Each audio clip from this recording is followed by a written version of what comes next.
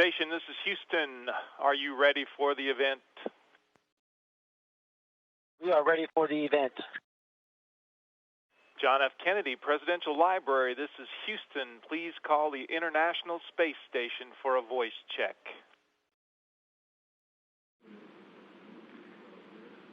Station, this is Tom Putnam at the John F. Kennedy Presidential Library. How do you hear me? We've got you loud and clear here on the International Space Station. How do you hear us?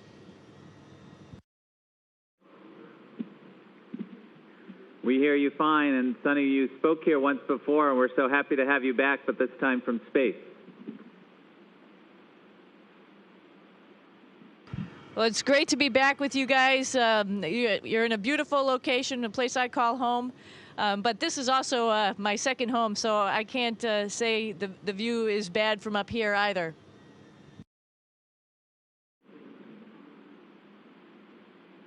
And Joe, we welcome you to the Kennedy Library. Thank you so much for participating in this program.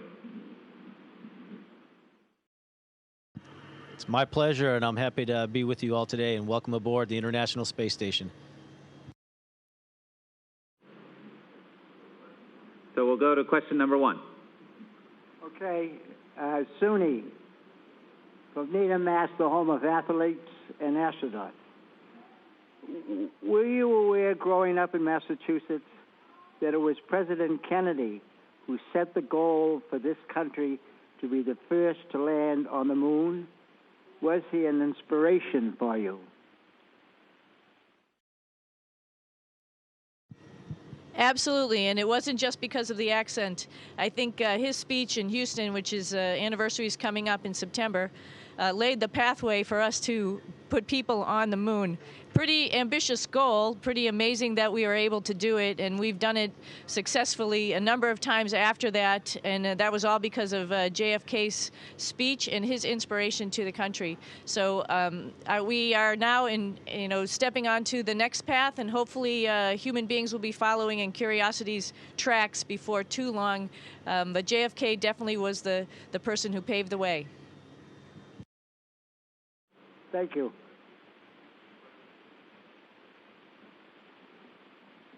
Joe, when you're up in the space station, how do you know when it's daytime versus nighttime, and how do you know when to go to sleep? That's a great question. If we didn't have any windows on the space station, we wouldn't know if it was day or night. So it takes us about an hour and a half to go around the Earth, and so we'll have about 45 minutes of daylight and then 45 minutes of night. And we have a schedule that shows us when it's dark and when it's light outside.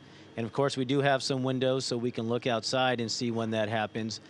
And we follow a schedule, and we're on what's called GMT time, which is the time in London, England. And so we go to bed at around 9:30 GMT time. So we go to bed around 9:30 and get up at 6 a.m. Thank you.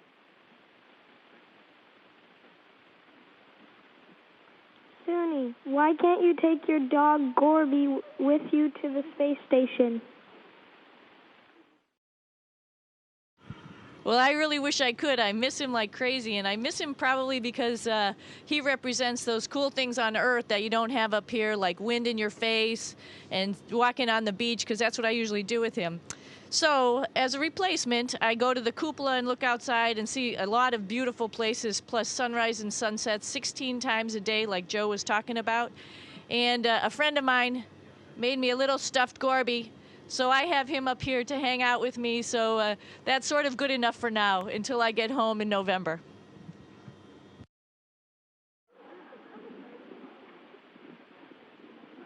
Good morning, Joe.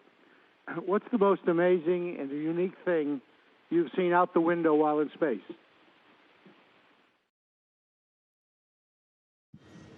Good morning to you. It's really pretty cool looking out the window. We have the cupola, which gives us a fantastic view of the Earth. So a couple of things that I've seen that have really impressed me. It's been when we've had these visiting vehicles, the Dragon and HTV. It's pretty neat to see a vehicle that we have made come up to the International Space Station.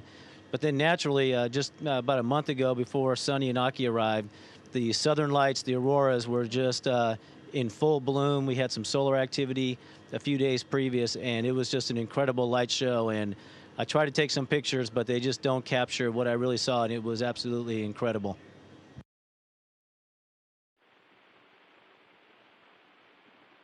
Sunny, when you go on the spacewalk on August 30th to replace one of the electrical units, how long will it take? And is it easy to fix, or is it nerve-wracking? It's a good question because, yeah, every time you go what we call outside, it is a little nerve-wracking. We have a suit sort of the similar size to Robonaut that you see in front of us right here that Aki and I will be wearing to go replace this unit. Aki will actually be doing most of the work. I'm just unbolting part of it, and he's going to fly it with on the robotic arm, which Joe is actually going to fly to move the big piece, which is actually also about as big as Robonaut, the box, from one part of the space station, sort of like a tool belt on the space station, to where that box needs to be changed out. So I'll be sort of running around. We call it a spacewalk, but actually you sort of use your hands hand over hand on handrails outside. I'll be doing that, running some other electrical cables and then helping Aki out. So just to get back to your question, yeah, it is a little nerve-wracking when you're out there because me and Aki will rely on each other. If something happens to one of us, the other guy has to save the other guy and bring them back into the airlock and get us back in safely. The EMU, the space suit, is essentially its own little spacecraft, so all of the pieces and parts of it have to work also. And so we've checked it out and make sure it's working well before we go out, but you never know what's going to happen. So it's a little nerve-wracking. The whole spacewalk will probably take about 6 hours, so it's going to be a long day for us. We eat a good breakfast before we go, and we'll be hungry when we get back in. Thank you both. God bless you. This is for Joe. How does your eating change in space compared to Earth, and do you need fewer calories in a microgravity environment? That's a great question, and just a few minutes ago we were taking some mass measurements to see how up here we have to measure mass because we're in microgravity, but we want to see how our weight has changed since we've been up here. And for me personally, it's been interesting because I've noticed that I've started to eat more after being here for about 2 months. So it took my body maybe a little bit longer than other people to get used to being in this environment. I'm not sure if we need more or less calories. As we calculate our calories, we use the amount that we need on Earth. Even though we're not walking all the time, we are working out at least a couple of hours every day. So that does take quite a few calories. So your eating habits do change a little bit. But after a while, the body does adjust, and I think I'm right now about back to normal. But I do look forward to getting home and having a good fat cheeseburger.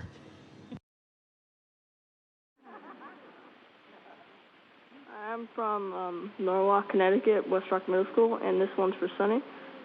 Can you explain exercises that you do on the space station to stay physically fit?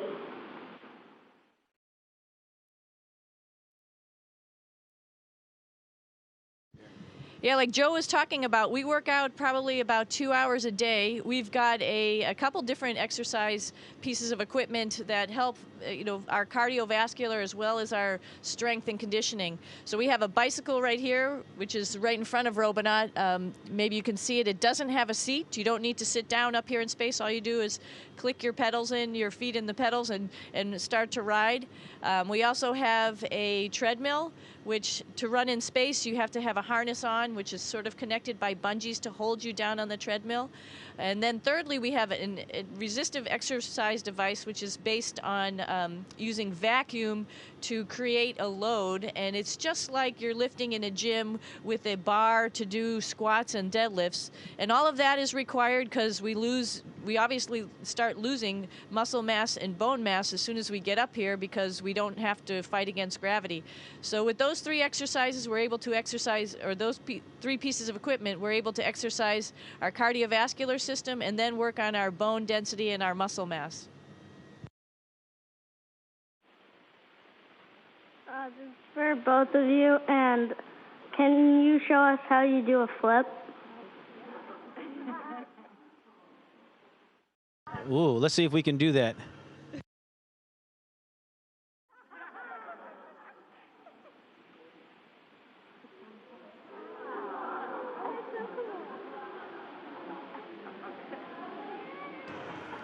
I got stuck. But there you go.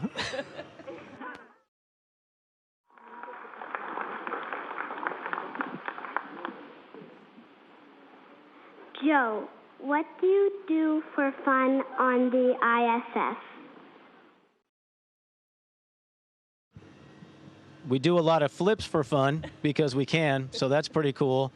Floating in space, you never get tired of that. Every morning when I wake up and I float out of my little sleep station, I'm pretty excited about doing that. But again, looking out the window is a view like you can't get anywhere else. So looking out the window is something else that I really enjoy doing, and when I get back home, I won't have that, so I'm enjoying every moment of it. We're also able to watch some movies, a little TV. So a lot of the things that you do at home, we can do up here. We just do it in a little bit different location.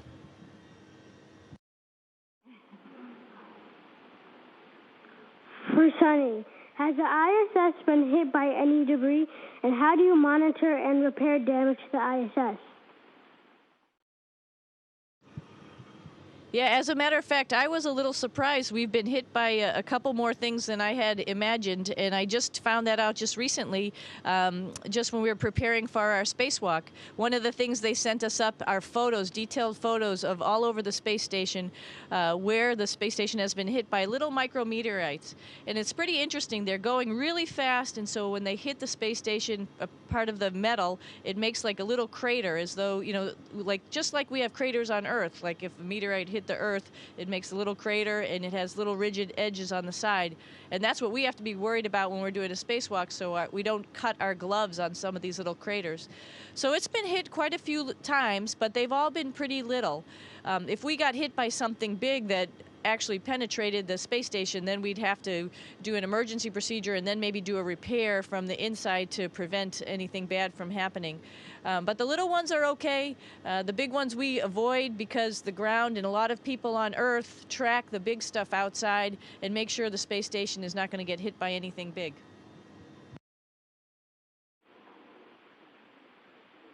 Joe, how do you do your laundry?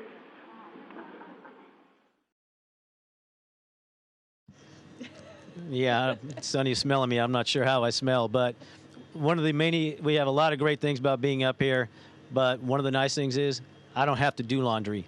We don't do laundry, so we'll wear our clothes for, a few days, depending on which piece of clothing. I think I've had these pants on for maybe a month and a half now, but when we feel like they're dirty, we just go ahead and we throw them away, so we don't have to do laundry, and so it's kind of nice.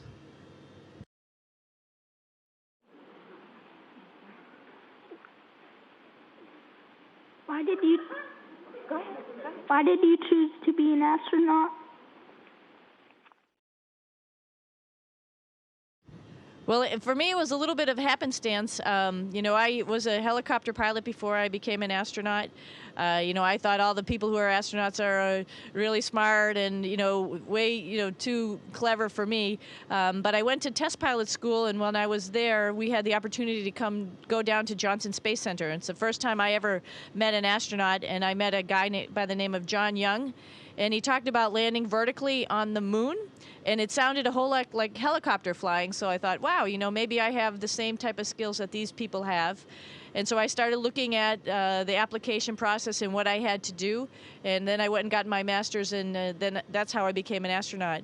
But before that, I never even imagined it. So my one advice to all you guys out there, if you're thinking about this and thinking about, flying on a rocket to, up to the station or over to Mars, your dreams can come true. Just do the best that you can at what you like, and somehow it seems to all line up and fall into place, and you'll become what you want to become.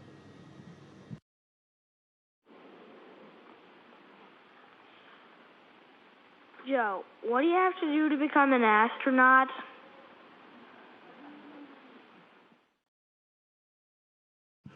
That's a tough question, and like Sonny said, astronauts come from all different backgrounds. She was a helicopter pilot. My background's in geology, and I was actually a school teacher before I was selected to become an astronaut. So like Sonny said, do what you really enjoy doing, and then you'll excel at it, and you'll do a great job. But all of us do have a background in the sciences, technology, engineering, or mathematics. So that is a requirement that you have to have. But after you have those basic understandings, then after that, do whatever you want to do. And we're a very diverse group, and that's what makes the Astronaut Corps special, is that we have these different backgrounds, and we all work together. So do what you like to do, but you do got to study hard in school and enjoy the sciences and math.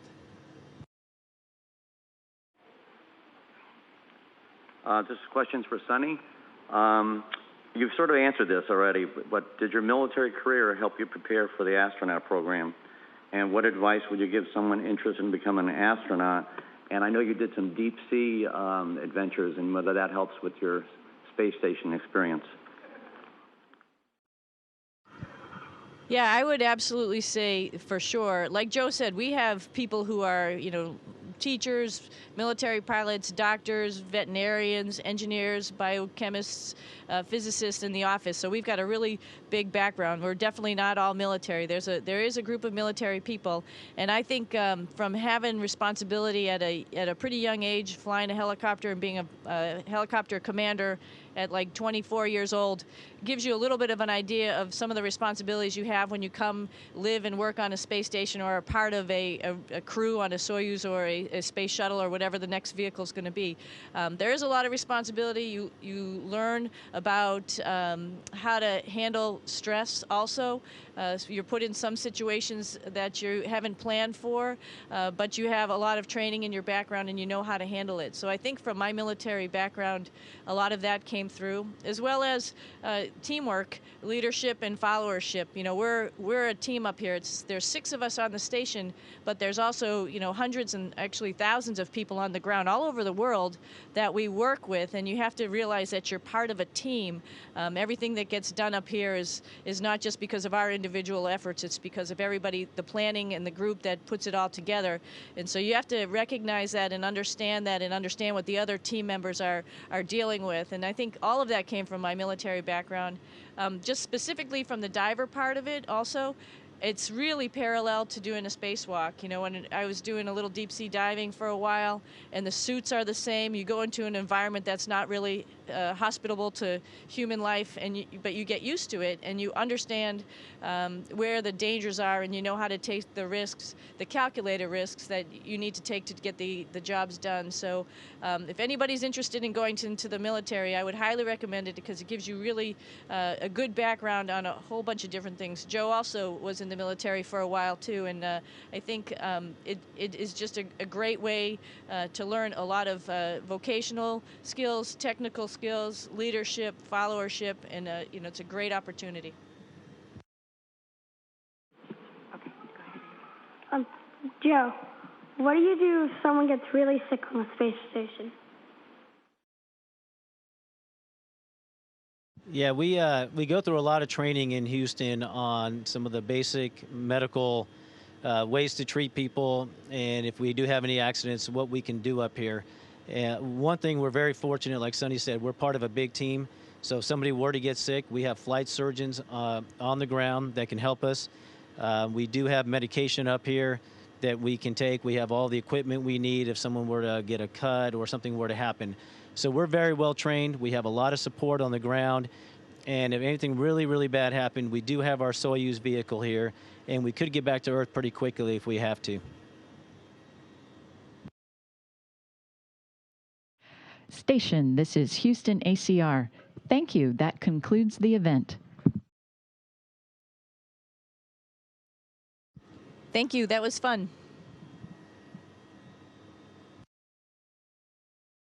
Thank you.